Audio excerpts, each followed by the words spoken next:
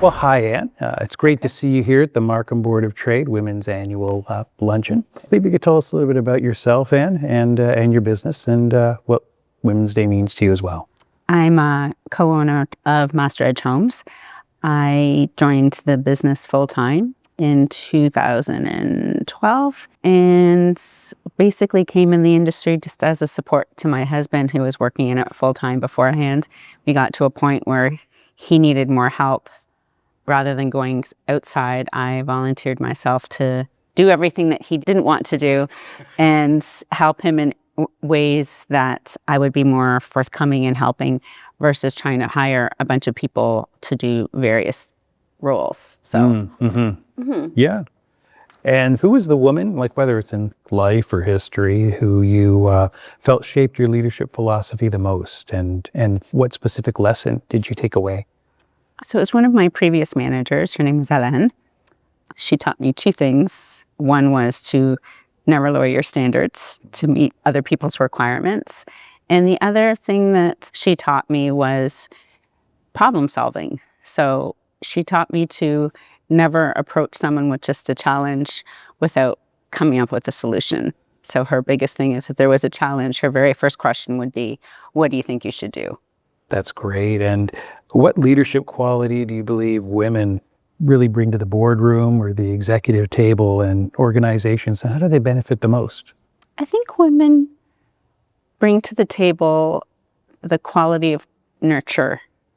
I think women innately are more nurturing than men are.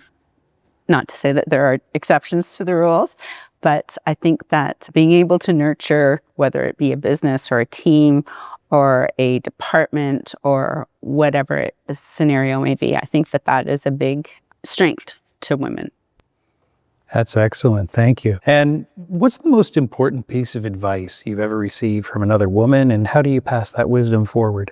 Recently, I was at a conference for women in construction, because that's the field that we're in. And one of the speakers was commenting on how she was trying to get into carpentry, the skilled trades, when she was younger. And it was maybe about 10 years ago.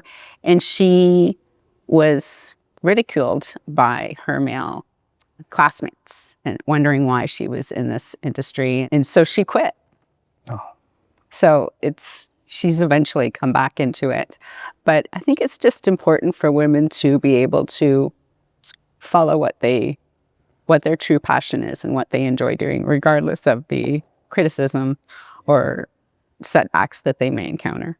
Yeah. And you mentioned earlier when we were talking how men can be a part of, that journey. And what kind of feedback or what thoughts would you have on how men can be involved in the other side or the full story? I think just listening, really, just listening to what women have to say, what they have to bring to the table. I think that would really help both sides of the leadership team, right? Whether it be women or men or race or religion or whatever. I think if we just kind of stand back and listen and appreciate what the other people have to bring forward, I think that would make a huge difference. I think it's a great point. Listen and understand. And when we look at like a moment of failure, so what's a moment of failure or setback that ultimately made you a stronger leader? And what did that teach you about resilience and business in general? I think recognizing that failure is necessary. I think that is a big learning curve. Was a big learning curve for me.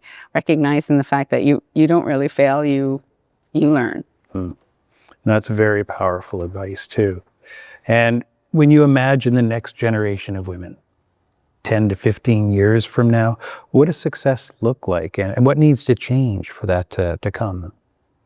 I think they just have to persevere. Again, I mentioned it earlier. I think women need to follow what they truly want to do, regardless of what they're told they should be doing. I think that's fabulous.